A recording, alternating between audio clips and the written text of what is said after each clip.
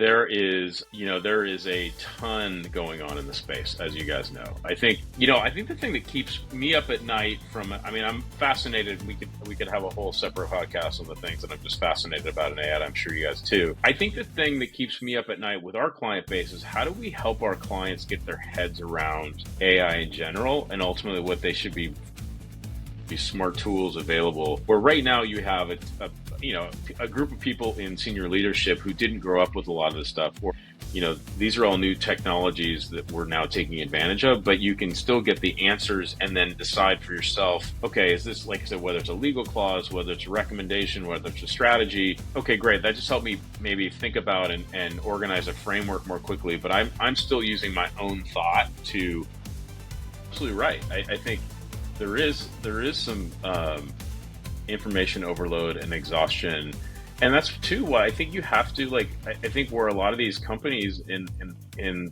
real estate and other traditional industries are kind of having this lack of a better term, like this come to Jesus moment, which is it's not just having staff and expertise who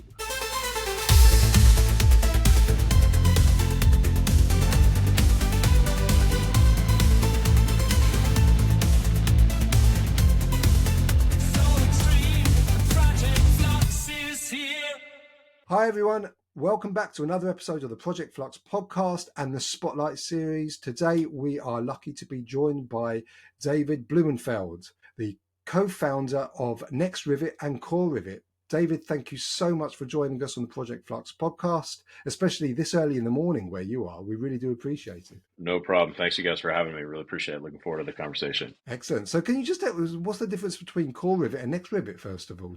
I'll give you a little background first. So Rivet is the company that I co-founded about 5 years ago with a former colleague from Westfield Labs specifically, which was the digital division of Westfield Malls. A few of those out there in London where you guys are as well. And our kind of mission there was bringing digital experiences into the physical shopping environment. And ultimately over the last, we saw this opportunity after Westfield was acquired back around 2018, where we saw a lot of demand, not just obviously within Westfield, but from other companies around the world. And so my partner, Kyle, and myself, spun ourselves out essentially in late 2019 to form Rivet, which is a digital consultancy focused again or a consultancy focus on digital experiences within physical environments. That's fine. Rivet is ultimately, a consultancy focus on digital experiences within physical environments. We work across the shopping center space, so retail real estate, as well as office and residential. Obviously, there's not usually a new development and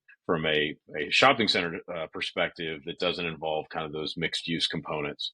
So Core Rivet, to your question, sorry, I just needed a few minutes to get there. Core Rivet is a strategic partnership that we've developed with CoreSite Research, hence the blending of the two names. CoreSite has gotten really, really known and ultimately has made their mark in kind of the traditional research and advisory space. Yeah. And I will only say they're traditional from the standpoint of kind of trying to put them in a bucket for people in terms of understanding, but they put out literally almost daily information, market research, both for the retail industry as well as the retail real estate industry, the shopping center industry, where, our focus as a consultancy, Rivet's focus has always been, we do a little bit of we do some strategy work, but more around what's your specific kind of product roadmap need to be. We then get into helping you figure out what that roadmap is, prioritize what you want to do over the next X number of months or X number of years, help you then select the right vendors to actually accomplish those different roadmap items and ultimately get them to launch. What we don't do a lot of is ourselves, at least, was a lot of the higher end market research. And so sometimes we had clients saying, hey, before we get into looking at our own digital roadmap, help us understand what other companies are doing around the world. What are best practices? What are the trends that we should be looking at? More of that hardcore research. Yeah, absolutely. And so behind the scenes, we had been partnering together for a while where if our clients needed that, we would actually call on them to help us out with some of those projects. And we just realized there was this opportunity now that we had been working together and kicked the tires on each other to formalize this and provide more of an end-to-end holistic solution to clients. Because the same token where we sometimes needed this upmarket research and advisory and strategy, they were finding that, okay, great, they're doing all this advisory and strategy, but then there was an opportunity with a lot of their clients to then do more of the hands-on, take it from the PowerPoint slide and actually put it into action. And so between the two of us, we're covering that spectrum. Yeah, that makes perfect sense, and I think actually offering clients the ability to do the research first, demystifying before you then get on to the well, what do we do about it is Yeah. perfect. So that makes a lot of Yep. sense. So we're going to talk a lot about digital transformation. We're going to talk a lot about AI, but before we go there, David, can we just ask you, like, there's so much going on in the space at the moment, particularly in the AI space. What's kind of been on your mind lately? What's keeping you up at night, and the kind of thing that you've been thinking about a lot in this space? There is a ton going on in the space, as you guys know. I think the thing that keeps me up at night I'm fascinated, and we could have a whole separate podcast on the things that I'm just fascinated about in AI. I'm sure you guys too. I think the thing that keeps me up at night with our client base is how do we help our clients get their heads around AI in general and ultimately what they should be focused on? Because there's a lot of cool things about AI, but there's also a ton of noise. And so I think as a result, there's like anything else, right? You try to bring some very new technology into a traditional old school industry, which is not very, in most cases, very tech forward. So now how do you, like, we're still educating them on things from 5, 10 years ago, let Excel, alone some of like, them. yeah, that's not untrue in some cases, but ultimately, like, how do you get your heads around this so that you're taking advantage of it, but you're not also overreacting? And I'll give you a couple examples. So you obviously look at the things like the large language models or OpenAI, ChatGPT, Google Gemini, Microsoft Copilot. Now you've got DeepSeek from China. Those are all tools that us as end consumers can use right now, right? And I'm sure you guys are already using it like I am. Like if I need to rewrite some copy that I'm not happy with, or look up information that I might have previously looked on Google for, I might want to prompt it and look in a different way on the ChatGPT. Those are things that are already starting to kind of get into our daily lives. And I think it was recently I sat down with my mom and showed her ChatGPT, and she was kind of blown away. And I was like, okay, this is we're definitely at one of those moments in time, right? Like it was the internet. Then maybe you could say it was Wi-Fi, because suddenly you could take your laptop anywhere, and then it was then having the power of something like the iPhone, right? So we're in this very kind of, I think, moment in time when everybody looks back at the history of tech. We're certainly at one of those benchmarks. But for our clients, I think we have, certainly in the marketing teams, some of our clients who are looking at or using ChatGPT or some of that LLM stuff. But the really interesting stuff, I think, comes into play where you're starting to look at video analytics, you're starting to look at building management systems, all these things that benefit from AI. But before we get there, we have to help people understand that AI isn't this like standalone thing. And I think this is where it helps Yeah, to demystify what AI is, right? If you think I about, couldn't agree more. go all the Absolutely. way back to if you used Amazon or an online shopping service, and the first time you bought something and then you got a recommendation for something else you should buy. That was an early form of AI, right? And I think it helps to make it not this big scary thing, but it's obviously been evolving and then took a massive step forward with when ChatGPT first came out. But this isn't, another analogy I like to make is, if you guys are certainly younger than I am, so we'll see if this resonates with you. But if you go back to the way that Intel used to market a lot of their chips, right? They used to partner with different laptop brands, and say a Dell computer came out or an IBM computer came out, and right at the end you'd see this kind of Intel inside, and they had those Yeah, I stickers on the remember. laptops, right?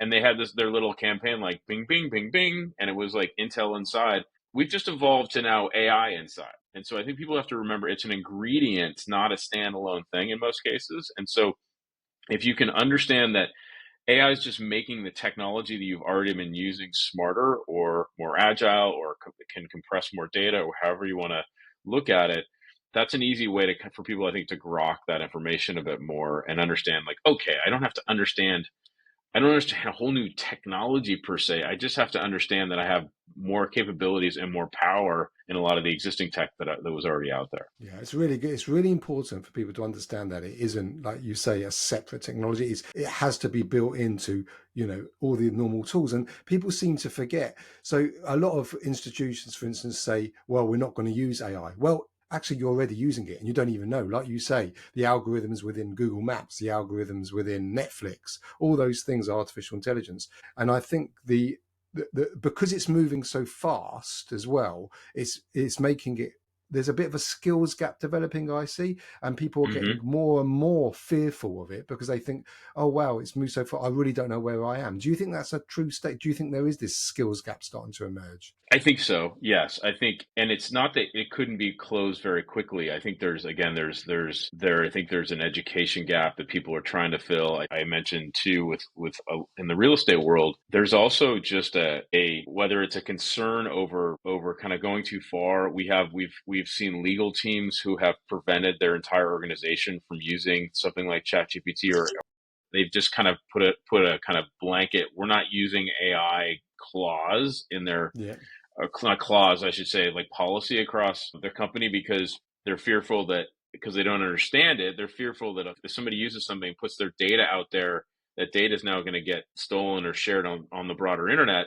Now, yeah. I think to that point, you don't necessarily want to upload all your financial information into ChatGPT and say, hey, give me a trends forecast, because you are putting your data in the cloud. But there are obviously ways to do that in a walled garden fashion where you can leverage this technology on your own servers, not just putting it out there on the broader internet. So there's just there needs to be an education. Is something that actually, from a core Rivet perspective, we're really focused on this year, which is how can we get in there and start to educate these executive teams on exactly what AI is. I've done a decent amount of speaking on AI, and just what it is, and kind of how, all the things we just covered, like how to think about it. Deborah Weinswig, who is the CEO of CoreSite, she does a lot of speaking as well. So kind of combining our talk tracks a bit, and really getting out and getting in front of both our existing clients as well as new clients to say, look, here's how you need to think about these things, so that you're taking advantage of it, but you're also not overwhelmed and get into this analysis paralysis situation.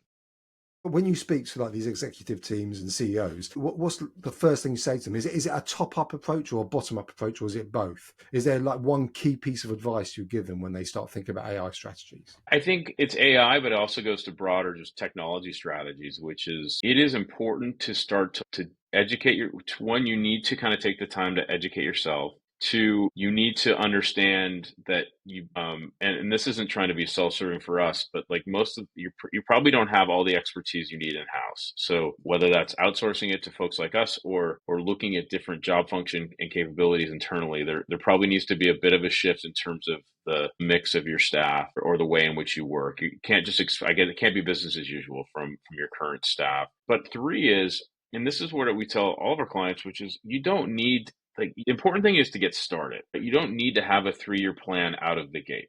Like, get started. I think, when you think So about true. something like traditional, like real estate, right? That, like, if you're like, we're going to build a brand new shopping center, or even we're going to remodel a shopping center, there's a lot of long-term planning that goes into that, right? Both from a architectural perspective, a design perspective, a build perspective, leasing, all these things that take a number of years to actually put in place. And so they do have to think about those things long term. And then, most importantly, they're thinking about what are the long-term returns on that investment, right? Like, Yeah. okay, and the real estate space is fairly predictable in a lot of cases, from what's the return I'm going to get in year 5 or year 10, and they're used to that kind of predictability. The beauty of technology, obviously, is you can do it, and you can also fail, and fail fast, and learn and try new things. You put up a wall in a shopping center that's not to code, or is falling Yeah. over, and you have to replace that wall. Like, that's a lot of time, money, and effort. Like, that you can't afford to make mistakes Yeah. like that. It's not Whereas as you can, agile, is it?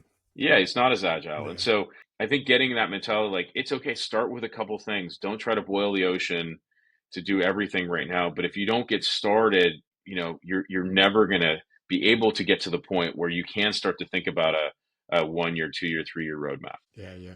But that kind of very traditional, the example you gave of you can't be agile because we're actually building something physical. Does that kind of culture pervade it into the rest of the organization? So you end up with this very kind of old school industry that is not able to adapt to change so much. So having to deal with that in real estate and construction, the kind of things that we look at, what's the biggest resistance you face when trying to introduce new tech, not just AI, any technology? Is there a theme that goes around when you speak to these companies? Yeah, I mean, I think a lot of it comes from the top. I think the statement you said, in general. I mean, look, I think human nature, right? We're all resistant to change. To date myself, I worked for CNET in the .com boom, and we were a an internet property focused on computer technology, and so, but yet I remember middle of the .com boom, the IT department decided to change the email client from, I can't even remember what, from what to what, but at the end of the day, the I mean, it's still just emailed, right? Yeah. Yeah. Things were in maybe different places, but in the end of the day, I could still get an email, I could still send an email, and there was massive uproar internally at a tech company, right? So fast forward to where we are now, we're asking people who have, let's see, I'll take an example, somebody who's managing an office building or managing a shopping center, and they're now being asked, well, before we just put the building up and you had to manage the heat and the HVAC and some other things, now we want you to have a system in place. Think about what Google Nest is for the home, Yeah. Yeah. and that's kind of the health of your home, so to speak. Now you have this opportunity to do that for your building at large, where you can actually start to manage the environment, lighting, heating, maintenance, all these things automatically based on sensors and other things that are capturing and crunching that data. You're asking these people to understand that, and then make a selection on which system they should use and how to implement it. Like that gets, and I understand that gets scary really quickly, right? Yeah. That's not just changing your email program. That is changing the way in which you work, introducing new metrics that you've never had to track before. So it's there's a lot there. And so yes, I would say in general there is resistance, there's excitement, but there's resistance to then when that person has to go for, again, it's great to see it on a PowerPoint slide, but how do you take it and actually put it into Yeah. play? And do you think some of that resistance is people fearing for their jobs? And this is specifically with AI, because we're starting to see real effects across many tech companies at the moment. But apparently, Meta laid off 5% of their staff just this week while still growing, because they're basically taking out middle managers, a lot of the middle managers. So I feel like sometimes when new technology is introduced, that there's almost a little bit of self-sabotage with it, because people say, well, actually, I know what I'm doing at the moment. So if I introduce this, then I basically make myself open to being replaced. Do you see any of that at all? That it's an interesting point you bring up. I think we're still a little early in AI specific layoffs. I honestly, like, what is going on. So we could have a political discussion about what is going on at places like Facebook and X and all these other Yeah. things that probably our audience doesn't want to get into. I Oh, I think, don't know. Some of them be quite interested. I mean, I think some of that is just companies right sizing and cutting costs as well as anything else. But to your point, I mean, you think about some jobs certainly on manufacturing and warehouse and things like that are actually getting replaced by robotics. That's a real thing. And yes, over time, you think about the implications for marketing, what we call it copywriting. Eventually, the image creation will be, it's not there yet, but if you've ever tried to kind of create an image using AI, but it's getting there. Yes, it's all Even the time getting better. I admittedly, like, I've used, ChatGPT. Like, if I need a legal clause for something, I'm not a lawyer, but I've done contracts for 25 years. Like, I can generally recognize a clause, especially if it's the initial draft is written for me, and then I just might need to tweak it. I think there's massive implications for lawyers who are just doing standard contracts. So I think there's, yes, it is coming for sure. I'm not sure we're right. It's right there yet. And even a practical implementation that we've done for one of our clients was a chatbot. Right, you see a chatbot that sits on any website you go to. This was a chatbot for a shopping center company, and they were incorporating AI to be able to answer questions a lot more dynamically than kind of chatbot 1.0 used to work, where still a lot of, you got a lot of websites, you don't ask the question quite the right way, you get a crap answer or nothing at all. Now Yeah. they were looking at this, where instead of having, say, 30 people in a call center to answer questions depending on how things got escalated, you now have the ability to reduce that staff. So there's it's coming for sure. I think the other downside, or the other interesting implication, I should say, longer term, is as we start to have so many of these smart tools available, where right now you have a group of people in senior leadership who didn't grow up with a lot of this stuff, or these are all new technologies that we're now taking advantage of, but you can still get the answers and then decide for yourself, okay, is this, like I said, whether it's a legal clause, whether it's a recommendation, whether it's a strategy, okay, great. That just helped me maybe think about and organize a framework more quickly, but I'm still using my own thought to decide whether or not, what I should include, what I shouldn't. Is this really answering it the right way? Is it not? Yeah. My concern over time in 10, 20 years is you're not going to, the critical thinking aspect, like the people who have come up with all these tools at their fingertips, are they going to have the same critical thinking skills that the people who didn't come up with have today? So you have kind of this human oversight of technology. Where is it going to be technology with humans just kind of fulfilling certain roles within that? And Mhm. that may not be fair, because who knows what's going to come out in the next 20 years that maybe up levels the human game as well. I do think there may be that period of time when folks like me retire and all these things, and now you have a group of people who are kind of relying more on the machine than their own experiences to make decisions. Yeah, fair point. So, just David, because you touched on a few things that I find quite interesting, but one of the things that's kind of stuck to me is when you're going through and servicing and you're providing advice to clients in terms of digital transformation and what they can do to improve their systems and leverage AI.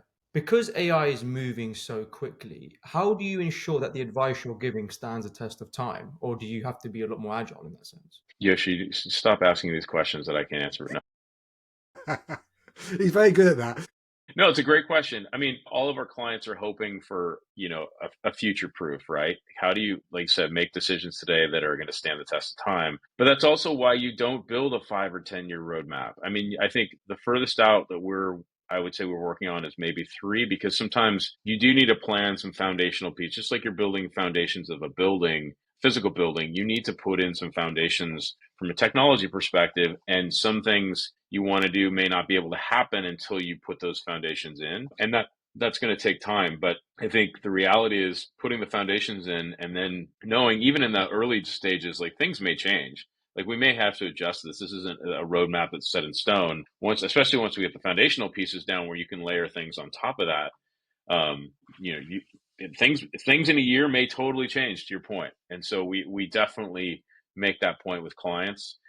Probably one of the things that helps us stay in business, honestly, is the pace of technology. But no, you have to go in eyes wide open, that when you're creating especially more something longer than a year, like we may sit down in a year, guys, and the whole thing's different. See, tech companies are quite good at that kind of agile approach, but I feel sometimes like real estate companies and construction companies, they struggle a bit more with being agile. They like a plan and they like to stick to the plan. So But I it's a wonder different way of thinking, isn't it? Yeah, but I do wonder if that leads to a bit of the fatigue, because if you're not used to change so frequently in your industry, and you're now having to adjust to change like AI, which is going to change the way we deliver projects, right? I guess you don't really have that experience with change. So when you're seeing all of these, someone's telling you, okay, you need to be leveraging Chat GPT. Okay, now you need to have a more in-house local LLM because so you can manage your data more effectively. But then you can start to use agentic workflows. It must feel really difficult to adjust to that constant flux, excuse the pun, or the constant Very change. good. Yeah, I like that.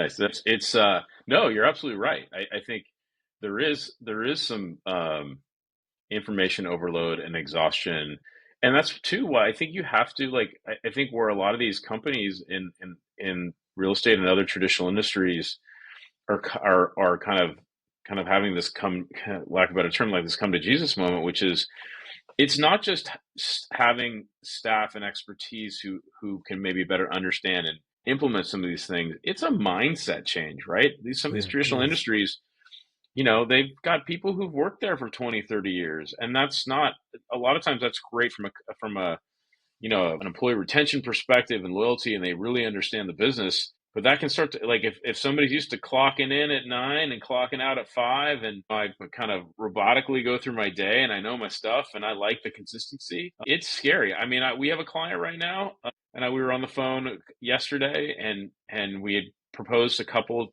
different systems for different things they're trying to accomplish. One of which was such a slam dunk in terms of the way they were doing things today, on literally on some things on paper, to using a very simple digital system that everybody uses today. I'm trying to be vague only so I don't out them. But then it was like, well, we presented this to the board, and there's a little concern that, that's just not the way we've done things in the past. That's why you hired. It's just They like, want someone to tell them what to do, but then they, as you yeah, say, it's just, they don't want to it's do that.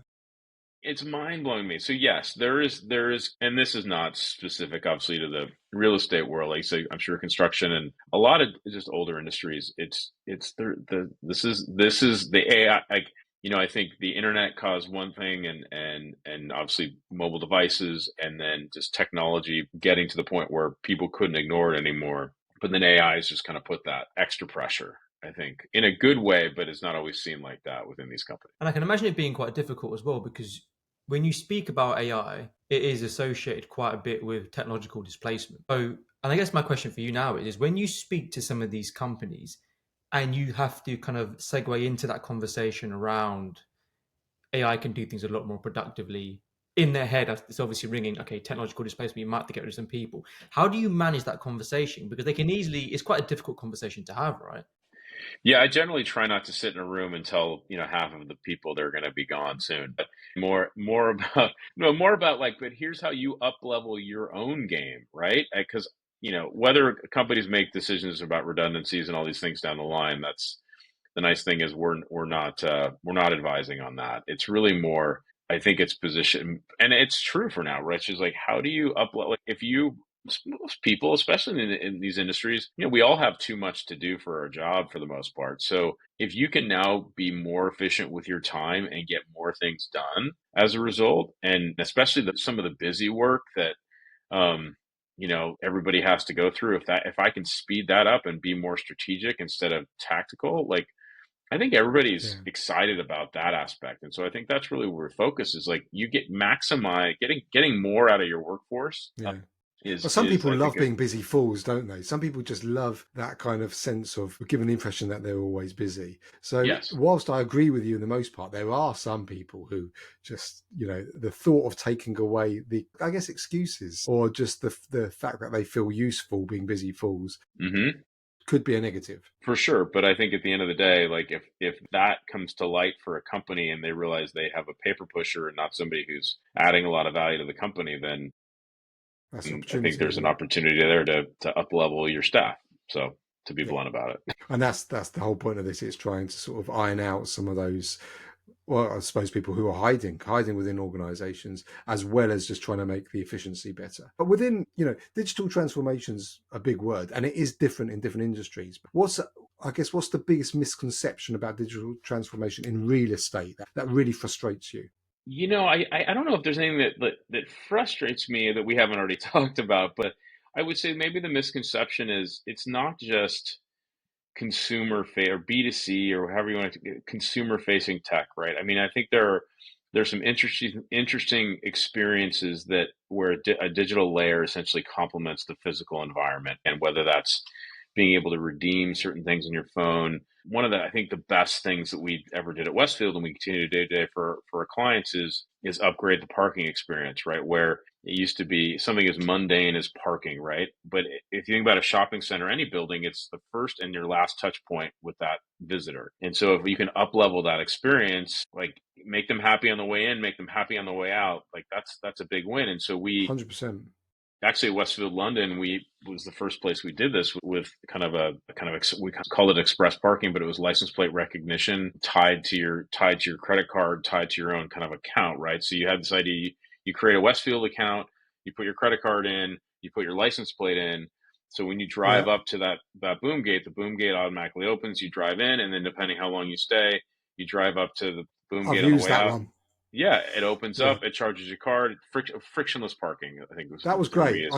I did get lost in that car park though, when coming Well, back from, there's but other, that's yes, entirely my own fault. yeah, no, I mean, literally find my car is functionality that we're asked about all the time, and putting that in place. So that's another component of that. But that was a kind of a, how do you kind of take something as mundane as parking and then add a digital layer to it that actually makes it a much more interesting and exciting, and then layer onto that in certain centers. We had Westfield had centers in Los Angeles where you had VIPs, movie stars and other folks who were going to shop, but they didn't necessarily want to be, out in the general public. And so everything from, spaces they could reserve ahead of time to private changing rooms for them and their family that was tied to kind of being able to shop digitally while they're sitting there, all these different things, right? So there's some really cool things on the consumer side.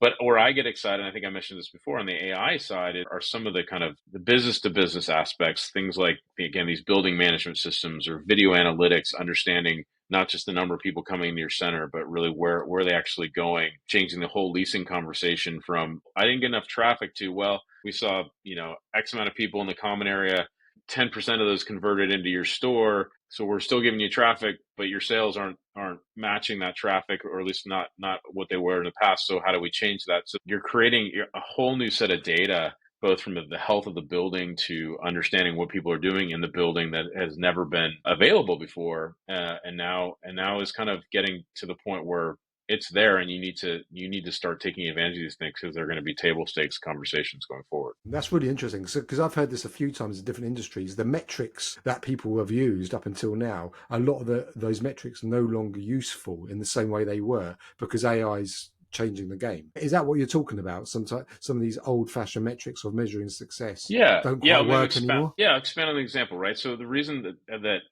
online retailers are always got so excited, especially ones that started specifically in as a digitally native brand, was I can understand my entire purchase funnel, right? If I'm running ads or somebody comes from a search engine like Google, you come to my website. I can see how many people come to my website. I can see how many people drill down into a specific category like men's fashion, and I can see that they then clicked on shoes and then they looked at a product and then they bought it or not. I can see that entire purchase funnel. In a shopping center space, you haven't been able to see the purchase funnel for a couple of reasons. One, the retailers generally don't share their point of sales data with their landlord. They have to, in most cases, they have to share a monthly sales report, but there's no, that's just a number. There's no detail in that. So then you have these marketing teams at the shopping center trying to bring people to the mall, but then they actually don't actually know, did that directly translate into sales? But Yeah. again, because of natural landlord uh, tenant tension, the landlord obviously is trying to maximize rents. The retailer is concerned if they share their sales data that the landlord's going to jack up their rents, and so there's always been this tension. So there's been door counting at shopping centers forever, and there's now companies here in the U.S. Placer AI, which does kind of mobile phone tracking, and there's some newer Interesting. players in Europe as well, where they have enough of their software, enough mobile phones where they have this massive panel. They get a pretty understanding of, at least from a trade area perspective, who's coming to the mall. So how many visitors are coming, although it's not a one-to-one. But now with things like with cameras and video analytics, and this isn't big brother stuff. This is still anonymizing the people that are coming through and maintaining GDPR type rules. But then being able to understand, okay, I saw this number of people, instead of just a heat map to maybe where they went before, which you could get through other older sensors or Wi-Fi, et cetera. Now I'm able to understand those traffic flows. Like I know that X amount of people went into the food court. I know that X amount of people went into this precinct in the mall, and then they converted, if 100 people walked by a certain store, 10 of those people went inside that store. Now I can have real conversations with the tenant if they feel like, wow, my sales are down, the mall's not doing their job getting people to my door, when in fact there's now actual data to prove whether that's true or not. And sometimes that's going to work in the retailer's favor, and sometimes that's going to work in the landlord's favor. But at least you're having conversations around real data. And so I think that's one implication. And then the other piece is you think about things like operational efficiency, right?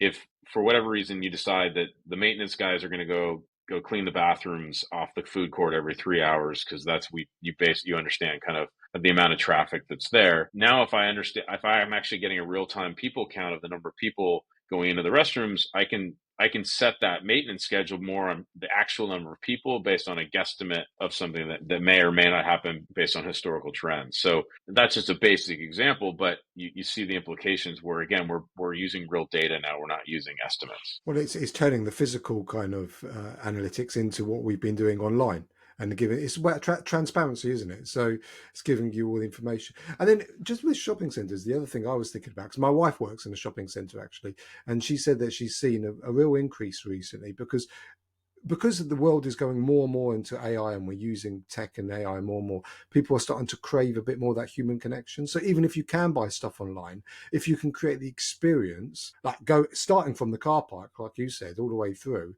then people are starting to tend to go back to shopping centers. Are you seeing that in the US as well? Yeah, I mean, there's a lot of data out there around Gen Z actually preferring more of the physical experience, and I think we're also seeing not a delayed reaction in terms of like, I think you're finally seeing a trend that the shopping centers have reacted to for a while when they saw traffic was declining. You obviously saw, you're seeing everywhere, like anything, if you have good real estate and good things on that real estate, it's going to attract people. And, there was certainly an overbuilding in a lot of areas, and the pandemic accelerated the kind of the weeding out of certain properties that weren't set up for success long term. But I think the properties that were set up from a location and being in the right areas and thinking about the right mix. I will say this: I'm in San Francisco. There's a shopping center about 15 minutes away from me, and for 10 years it was one of those dying centers, like just old retailers, a lot of vacancy, and it just wasn't a compelling place to visit.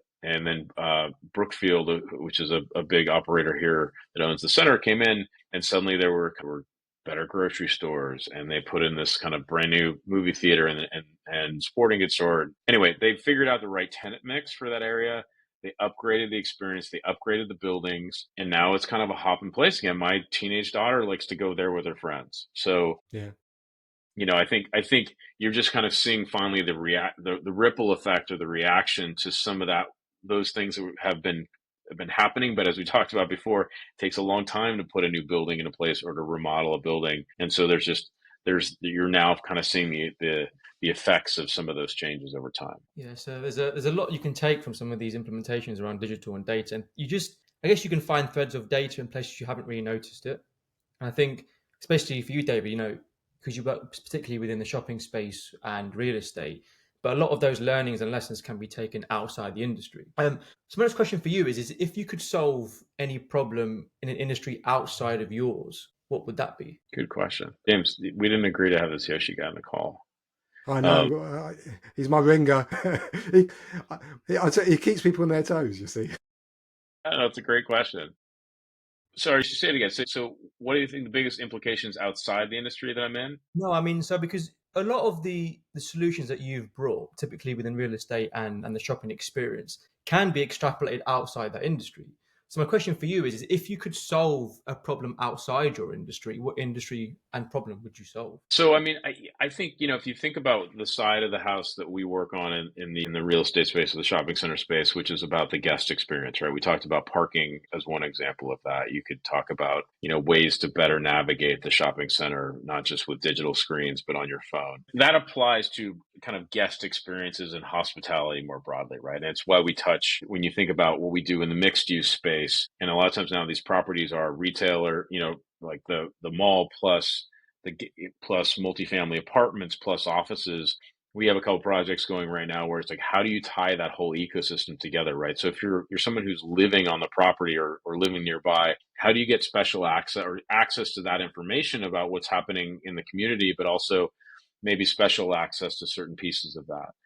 But then you take that to, what hotels are doing in kind of traditional hospitality. It's all about that guest experience, right? It's like, how do I check in faster? How do I get all my amenities on my phone? Can I make reservations, restaurant reservations, all those things that are now kind of available to you in a lot of properties at your fingertips. We've even been asked to, we have my business partner, Kyle Spencer, came out of the sports world and actually worked for the Golden State Warriors for a period of time. And so the NBA team. And so, they're looking at fan experience, right, in the stadium. And certainly there's especially in the sports world, a lot of times people have, you launch an app and the stickiness of that app is difficult to maintain over time because people have so many apps on their phone they forget about. Like a sports team's app is one of the most highly used apps because there's people who download that are fans, right? They want to, exactly. they're using that all the time. And so that's sports. And then we've even been asked to look at things like what's the guest experience at a hospital, right?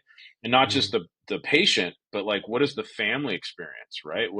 You're going in, you're sitting there, hopefully not, but you may be in a waiting room for a long period of time. How do you make that environment more, I don't know if to call it hospital environment enjoyable, you know what I mean? Yeah. How do you make it at least a smoother, calmer, more pleasant experience, whether you're a patient or whether you're you have somebody in the hospital that you're waiting for. Excellent. How's that? Well, Dave, is that pretty good? That's kind of what I was thinking when you were speaking. When you said it back to me, I was thinking that's a good idea. You kept him quiet. That's the important thing. I was thinking.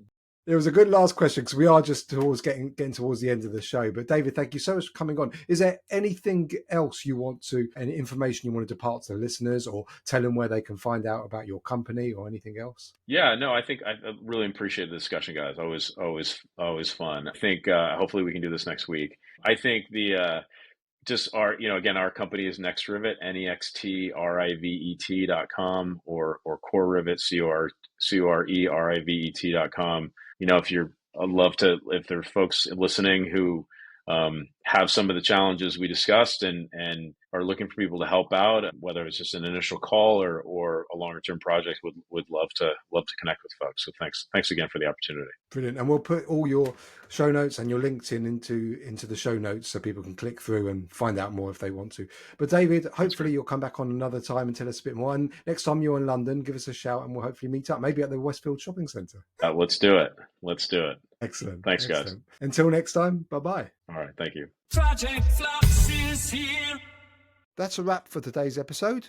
But before you go, exciting news. Project Flux is teaming up with Project Management Global to bring you the latest in AI-driven project delivery and essential management insights. Through this partnership, expect weekly AI insights, practical tools, and expert thought leadership, ensuring you stay ahead in the evolving project landscape. Stay tuned for exclusive content, joint research, and strategies to supercharge your project outcomes. You can learn more at www.pm-global.co.uk and be part of the future of project management. See you later. Project Flux is here. Just want to give a big shout out to our sponsors, Construct AI. For anyone interested in looking at Construct AI, the link's in our show notes. There's a free tier that you can play around with. Yoshi and I have been using it for a good year since it was originally launched, and we get a huge amount of value out of it. So I thoroughly encourage everyone to go onto the Construct AI site and have a play around. Cool. And guys, before we sign off, please don't forget to share, follow, and like all of our stuff. So that helps us to engage with you and understand a bit more about what you want so we can bring it to your doorstep as early as possible. See you later, everyone.